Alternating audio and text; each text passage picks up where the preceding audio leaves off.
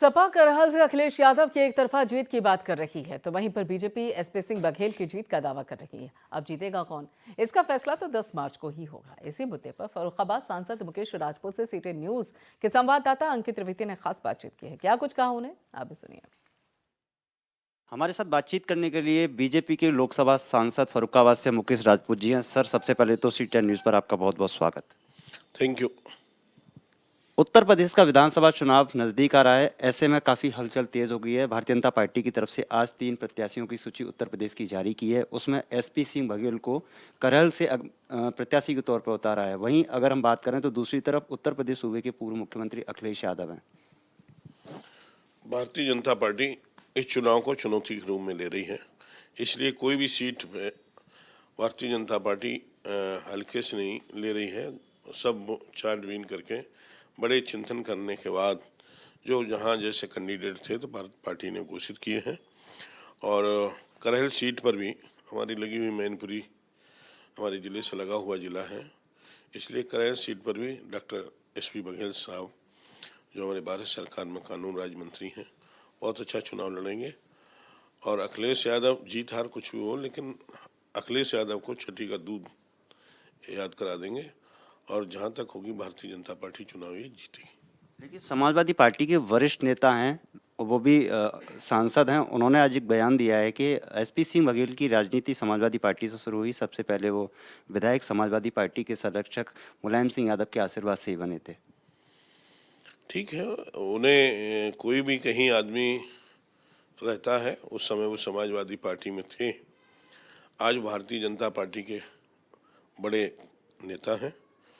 और उन्हें कहीं ना कहीं अखिलेश यादव को उनके सामने जब उन्हें देख के अपने सामने देख के उन्हें ये लग रहा है कि ये चुनाव हमारे लिए क्रिटिकल है, तो वो इन चीज़ों को याद दिला रहे हैं। और नेता कौन है ये चुनाव के बाद ही पता लगेगा कि वो उनकी बदौलत जीते थे कि डॉक्टर एसपी बघेल की बदौलत से वो सीट समाजवादी पार्टी जीती थी। ये चुनाव के बाद ही रिजल्ट सामने आएगा। अभी हाल ही में अगर हम बात करें, गाजियाबाद के अंदर अखिलेश यादव और जयंत चौधरी जो उनके सहयोगी दल हैं, आपस में प्रेस कॉन्फ्रेंस कर रहे थे। तो उन्होंने कहा था कि दिल्ली और यूपी का जो गाजीपुर बॉर्डर है, यहाँ से लेके और पूर्वांचल का जो गाजीपुर है, वहाँ तक हम बीजेपी का सफाया करेंगे।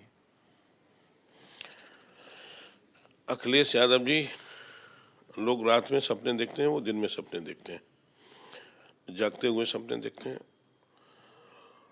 और वो कहीं पर भी भारतीय जनता पार्टी को हराने में सक्षम नहीं है। उनकी कई कैंडिडेटों की तो जमानत जब्त होगी, और वो कभी कभी मैंने उनका स्टेटमेंट पढ़ा है, वो कहते कहीं कभी कभी कहते हैं 400 सीटें 300 सीटें, वो 100 का भी आंकड़ा क्रॉस नहीं करेंगे, ये मैं आज आपसे कह रहा हूँ। और 20 के बाद देख लेना, 100 के भीतर ही रहेंगे। पिछली बार भी 50 के भीतर थे, अब की बार 100 के भीतर रहेंगे। लेकिन भारतीय जनता पार्टी पहले से भी ज़्यादा मेजॉरिटी में चुनाव अपनी पूर्ण बहुमत से और अच्छे कैंडिडेट जीतेंगे, उनका जीत का अंतर भी अच्छा होगा, ऐसा मैं आपको बताना चाहता हूँ। और कहीं पर भी योगी जी मोदी जी की लोकप्रियता में कोई कमी नहीं है। मोदी जी की और माननीय योगी जी की लोकप्रियता बड़ी है, जो काम की हैं। आम आदमी हो, चाहे महिलाएं हों, चाहे बच्चे हों, आम जनमानस को लगता है उत्तर प्रदेश में जो कानून राज्य स्थापित किया है और जो विकास किया है, इससे अच्छा कुछ हो नहीं सकता है। इसलिए आम आदमी भी, जो पिछली बार वोट नहीं दे पाया था, इस बार आम आदमी भी वोट देगा। सर, आखिरी सवाल, अगर हम बात करें दिल्ली और उत्तर प्रदेश के तमाम बॉर्डरों पर किसान आंदोलन चला। अगर हम बात करें गाजीपुर बॉर्डर की, तो गाजीपुर बॉर्डर पर जो किसान बैठे हुए थे, आंदोलन कर रहे थे, वो पश्चिमी यूपी के ज़्यादा थे। उनको अब मनाने के लिए भारतीय जनता पार्टी के केंद्रीय गृह मंत्री भारत सरकार के, वो अब खुद उन्होंने अपने कंधे पर भार ले लिया और जगह जगह जाके पश्चिमी उत्तर प्रदेश में डोर टू डोर कैंपेन कर रहे हैं। तो वहीं अखिलेश यादव एक पोटली दिखाते हैं और कहते हैं किसानों का हमारे साथ आशीर्वाद है, जाट समाज हमारे साथ है। तो इस बार उत्तर प्रदेश विधानसभा चुनाव में भारतीय जनता पार्टी का केंद्रीय नेतृत्व तो किसानों को मनाने के लिए या फिर जो जाट समुदाय है उसको मनाने के लिए बैठकें कर रहा है। तो आने वाले समय में कहीं ऐसा लगता है कि कोई ना कोई गलत स्थिति का सामना हो सकता है, जिस तरीके से अखिलेश यादव और जयंत यादव का गठबंधन हुआ है। देखिए, जो लोग बॉर्डर पर बैठे रहे वो जो 3 बिल पास हुए थे, तीनों बिल से कहीं पर भी किसी भी किसान को नुकसान नहीं था। लेकिन कांग्रेस और कांग्रेस के सहयोगी दल जो हैं, उनके पास कोई मुद्दा बचा नहीं, मुद्दा विहीन दल हैं। और वो तीनों बिल जो किसानों के हित में थे, किसानों को गुमराह करके ये किसान विरोधी बिल हैं, उन बिलों को वापस लो। माननीय प्रधानमंत्री जी ने इन सब को देखते हुए वो तीनों बिल वापस लिए। किसान किसी समय गुमराह कर दिया गया है, वो भी देश के किसान हैं, अन्नदाता हैं। उनका सम्मान करने के लिए जो बिल पास हुए थे उनको सशर्त वापस कर दिया। इसके बाद वो मुद्दा समाप्त हो जाता है। जयंत और अखिलेश दोनों लोग आपस में मिलके लड़ रहे हैं। दोनों लड़ने से मुझे नहीं लगता इससे भारतीय जनता पार्टी पे बहुत ज़्यादा प्रभाव पड़े। ऐसे उनके गठबंधन पहले भी होते रहे हैं। दूसरा, हमारे जो नेता हैं, जो हमारा शीर्ष नेतृत्व है, वो लोग बीच में जाके, लोगों के बीच में जाके जो लोगों के मन में कहीं किसी तरह से गुमराह किया है, उस गुमराह में जो उनको वो समझाने का प्रयास कर रहे हैं और उनके मन का जो फितूर है वो निकालने का काम कर रहे हैं।